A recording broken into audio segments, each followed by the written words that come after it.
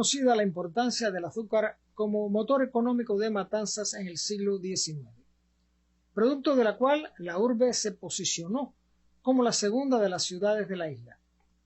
De un oscuro siglo XVIII, Matanzas aparece en el escenario del siglo XIX con tal notable pujanza que propicia su denominación de Atenas de Cuba en febrero de 1860. Cuando los canarios traídos en ocasión de la fundación en 1693 llegaron a la ciudad que habrían de levantar, la comarca ya tenía estancias capaces de proveer el sustento de las más de 250 personas arribadas que serían el núcleo poblacional a partir del cual la obra pensada, delineada en el terreno y fundada con todos los requisitos formales de acta y plano se haría realidad. Las estancias de las cercanías de la bahía tienen su origen en las mercedes de tierras concedidas desde el último tercio del siglo XVI.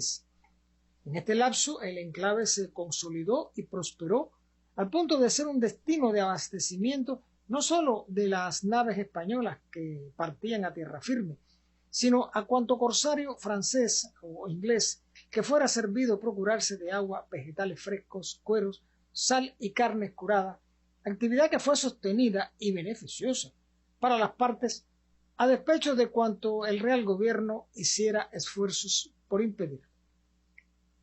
Si bien es cierto que el azúcar tiene una aparición temprana en la región, no puede hablarse aún de una economía que se sustente en una base sólida. Para el lapso fundacional, solo se reporta un trapiche o pequeño ingenio en Canímar. El momento está dominado por dos actividades económicas, la tala de bosques de madera preciosa y la ganadería, al punto que el cuero vacuno se convierte en el sustituto del oro que los colonizadores nunca encontraron. A todo ello habría que añadir la sal procedente de las salinas de Punta de Icago.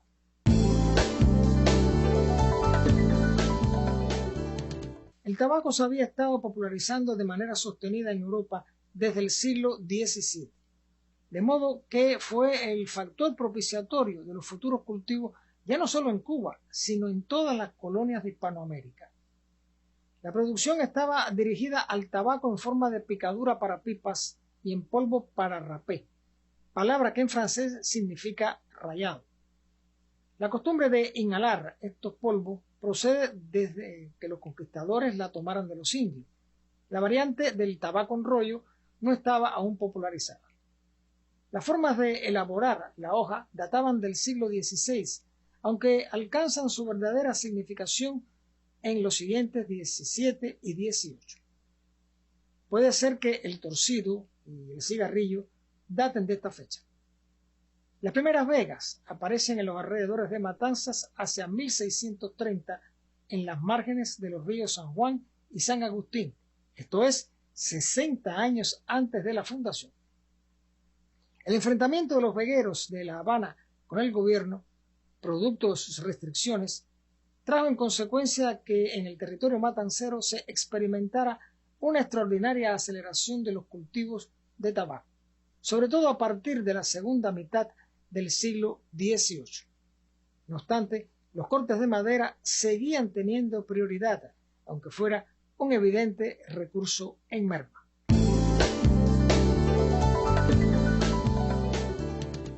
Los espacios dedicados a potreros desmontaron las grandes extensiones de bosque. Parte del paisaje del campo actual es el relicto de las antiguas extensas arboledas que nunca llegaron a recuperarse. Entretanto, el comercio del tabaco se perfilaba como la opción económica más productiva, de manera que en unos pocos años los alrededores de Matanzas se llenaron de vegas. La hoja procesada se sometía a un secado que le daba un particular color verde, de ahí el nombre de verdín, que marcaba la más alta calidad del producto.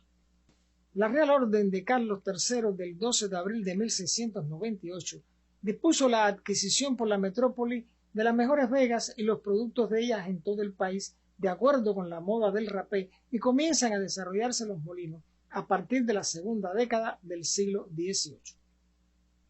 En Matanzas la producción la capitaliza Manuel José de Justiz, propietario del molino El Salto en el río San Juan, quien ya había solicitado licencia al Cabildo para construir la instalación el 4 de febrero de 1715, con lo cual se inicia el comercio subsiguiente de gran importancia para la joven ciudad.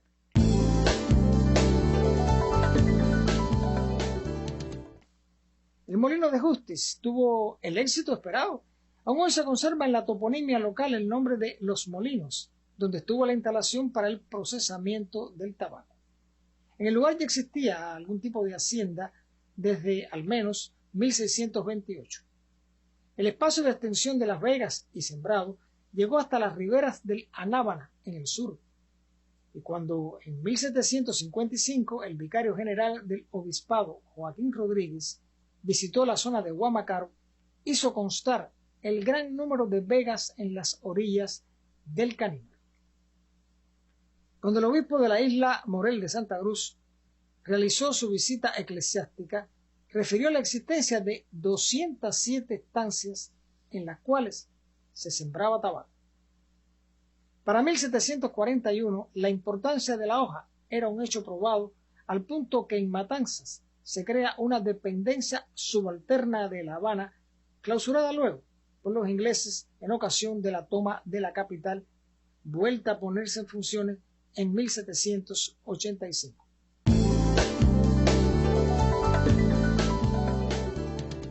Entre los vegueros de Matanzas no parecen haberse producido sublevaciones o protestas significativas como sí ocurrió en La Habana, las que culminaron con la ejecución de un grupo de ellos.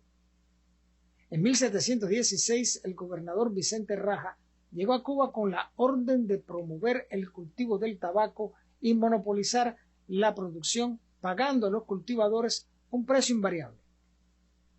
8 años antes, la colonia compraba 3 millones de libras de tabaco al año. Los conflictos por una parte y la rápida disminución de Las Vegas en las orillas del río Almendares a causa de una sequía que dañó los cultivos, hicieron que Matanzas supliera la producción y los cultivadores en las propias Vegas empezaron a elaborar para su consumo el tabaco torcido. Punto de partida para que hacia 1790 ya aparezcan los primeros obreros torcedores propiamente dicho, con la producción de puros y cigarrillos de papel.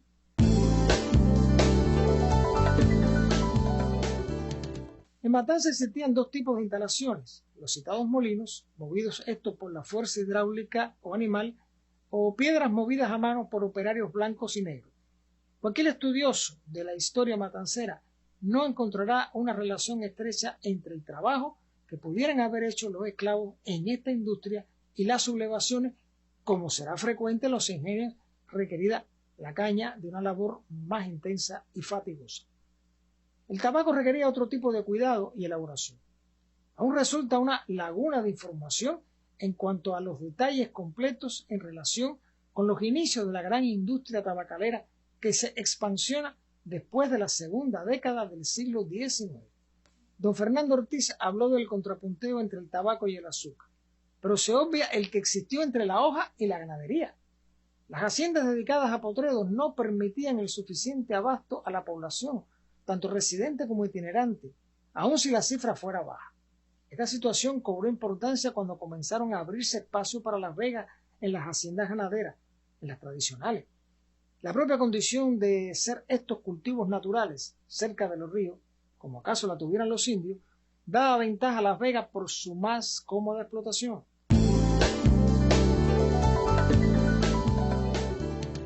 El principal argumento de los ganaderos y razón del contrapunto era que Las Vegas impedían el libre tránsito de las reses, lo cual no estaba carente de verdad. La tenaz oposición contra el tabaco no prosperó y el cultivo experimentó un ritmo más que creciente. A mediados del siglo XVII ya era una fuerza en expansión respaldada por las autoridades coloniales, por cuanto avisoraban las futuras fuentes de ingresos. Las dos primeras décadas del siglo XVIII marcaron la edad de oro del tabaco en Matanzas. A finales del siglo XVIII, cuando ya había comenzado a cobrar importancia el café, se inicia la decadencia del tabaco. El estrecho contacto comercial de la isla con las 13 colonias norteamericanas, donde ya en Virginia se cultivaba la hoja, marcó el ocaso paulatino de lo que en su momento fue la columna vertebral económica de una parte de Cuba. Basta decir que en el censo que realizara don Luis de las Casas en 1792 se reportan 515 vegas solo en Matanzas, aunque se estaba asistiendo a una acelerada disminución al punto que 5 años después se decía que el tabaco solo lo sembraban los pobres.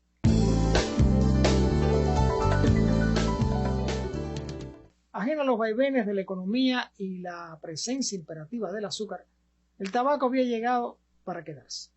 La sueca Fredrika Bremer, en su viaje en ferrocarril a Matanzas desde La Habana, cuenta cómo en el vagón en que viajaba todos los hombres que lo ocupaban estaban fumando sus respectivos puros. Era, como en su tiempo, el rapé, una moda que a despecho de ser una adicción nociva se llegó a recomendar con fines medicinales. Apogeo y ocaso en Matanzas de un renglón económico que marcó a toda una época y atrajo a la ciudad a personas procedentes del centro de la isla, en particular de Trinidad. Con el tiempo, el tabaco dejó de ser cultivado y las numerosas vegas desaparecieron de las márgenes de los ríos, lo que significó un cambio en el paisaje matancero. Se impuso entonces, con toda su fuerza, lo que llegaría a llamarse Su Majestad el azúcar.